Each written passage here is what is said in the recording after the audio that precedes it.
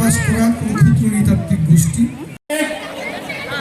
আমাদের মাঝে এসে উপস্থিত হয়েছেন ত্রয়োদশ জাতীয় সংসদ নির্বাচনে ভোলাচার চরপেশনে মালপুরা বিএনপির মনোনীত প্রার্থী তথা চরপেশনে মালপুরার মাটির মানুষের সন্তান, এই চরপেশনের কৃতি সন্তান আমাদের মাঝে এসে উপস্থিত হয়েছেন।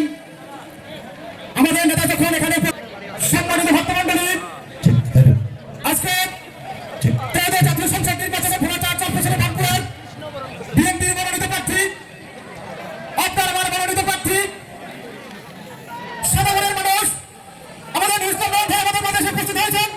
সকলের জন্য করে বলি আমাদের মনোনীত বন্দে পুরুষোত্তম, বন্দে পুরুষোত্তম, বন্দে পুরুষোত্তম, পরম প্রেমবাসী ঠাকুরের গুরুজন্ম জি কি।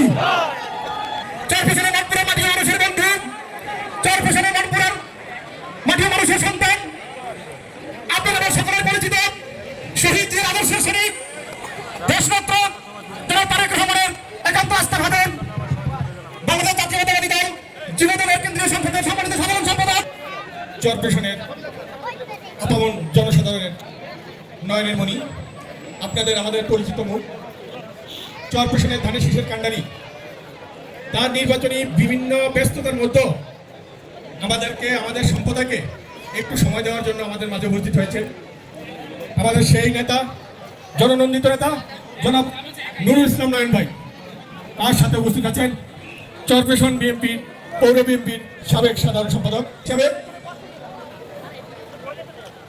চরপেশন বিএনপির সাবেক সাংগঠনিক সম্পাদক কাজী মঞ্জুর হোসেন, এবং আমাদের 3 নম্বর ওয়ার্ডেরই সন্তান, যাকে নিয়ে আমরা গর্ব করি, আমাদের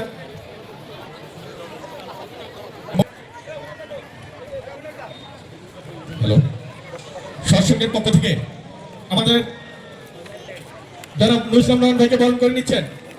সৎসঙ্গ চরপেশনের পরিবারের পক্ষ থেকে বিভিন্ন নেতৃবৃন্দ সবাই করতালি দিয়ে স্বাগত জানান।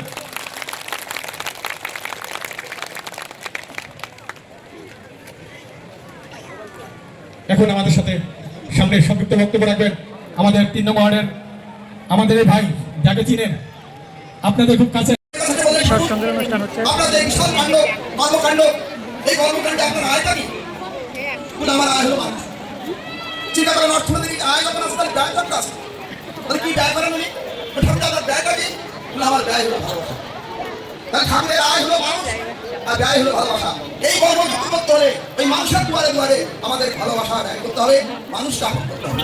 তাকে বলছেন মানুষ যা স্বার্থ হয় পাওয়া আর ব্যর্থ হয়, তার অসম্পদ দয়া হয়, তার কাজের ভিত্তিতে তার দয়া বিভক্তি হয়। পাটুটা এবং পাবনা ছাড়া 3 তলা গেস্ট হাউস কোথাও আমি দেখিনি।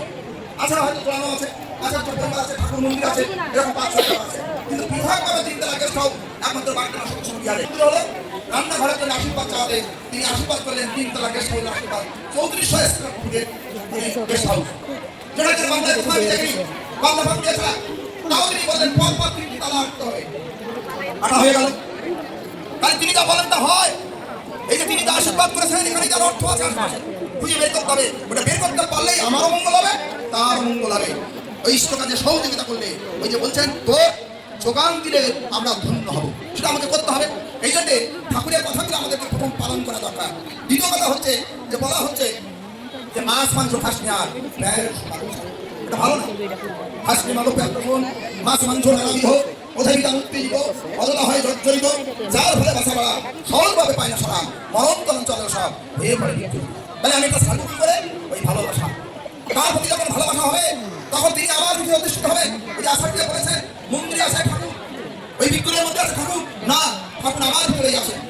এই জন্য বলা হয়েছে শ্রী বিক্রমের মন্দির ভেবে যত্ন করে শরীরটাকে সম্পূর্ণ সুস্থ রাখিস, বিধি মাফিক চালাস। তাই ঠাকুর আমার ভিতরে আছে। ঠাকুর যা পছন্দ করেন আমার তাই পছন্দ। যে সতী নারীকে সে চিন্তা করে আমার স্বামীর কি পছন্দ, সেটাই আমার পছন্দ, তার ভালো লাগাই আমার ভালো শেষ করা যায়। আমি নিজে হইবার ডাক্তার, বাবা ওষুধ দিলাম, কিন্তু রোগ সারে না, রোগ আমার ফিরে আসে। আমার কোনো সময় কিন্তু আমার ফিরে আসে। পরে একজন এলাকার ডাক্তারকে দেখালাম, আমার মা মাঝে মাঝে পেট ব্যথা করতো, সেখানে আমি দেখালাম, মা ধরা পড়লো গল স্ট্রং, আর বাবা বলছে হাড়ের অসুবিধা আছে, প্রস্রাবের অসুবিধা আছে।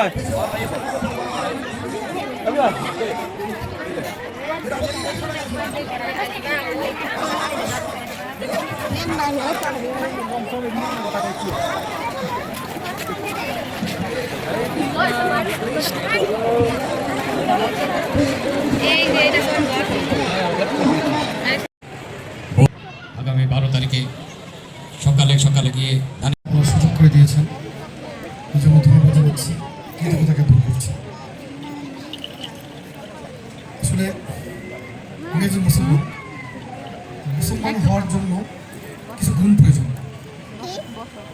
আমাদের রাসূল সাল্লাল্লাহু আলাইহি ওয়াসাল্লাম যখন বেঁচে ছিলেন তখন দুজন মানুষ তার কাছে গিয়েছিলেন বিচারের দাবিতে।